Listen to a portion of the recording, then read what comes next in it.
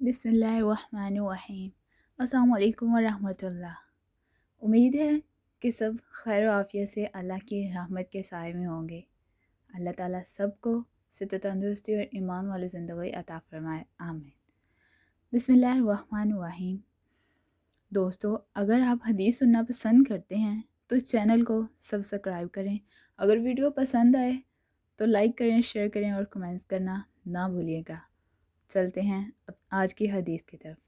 بسم اللہ الرحمن الرحیم۔ حضرت ابو ہریرہ رضی اللہ تعالی عنہ سے روایت ہے کہ ہم رسول اللہ صلی اللہ علیہ وآلہ وسلم کے ساتھ تھے، اتنے میں ایک دھماکے کی آواز آئی۔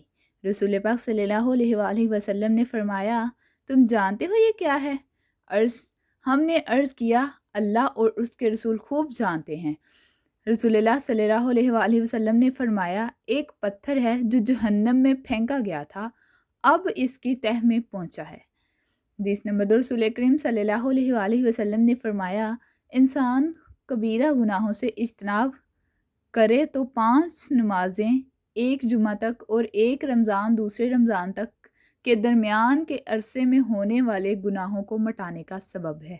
2 شخصوں کو دیکھ کر اللہ تعالیٰ مسکراتے ہیں۔ رسول پاک صلی اللہ علیہ وسلم نے فرمایا کہ جو سرد راتوں میں اپنے بستر اور لحاف سے اٹھ کر وضو کرتا ہے اور نماز پڑھتا ہے تو اللہ تعالیٰ فرشتوں سے پوچھتا ہے، میرے بندے کو یہ تکلیف برداشت کرنے پر کس چیز نے ابارا؟ تو فرشتے جواب دیتے ہیں کہ تیری رحمت کا امیدوار ہے اور تیرے عذاب سے ڈرتا ہے۔ اللہ تعالیٰ فرشتوں سے فرماتا ہے، گواہ ہو جاؤ، اس کی امیدیں پوری کر دی گئی ہیں۔ السلام علیکم ورحمۃ اللہ وبرکاتہ و مغفراتہ۔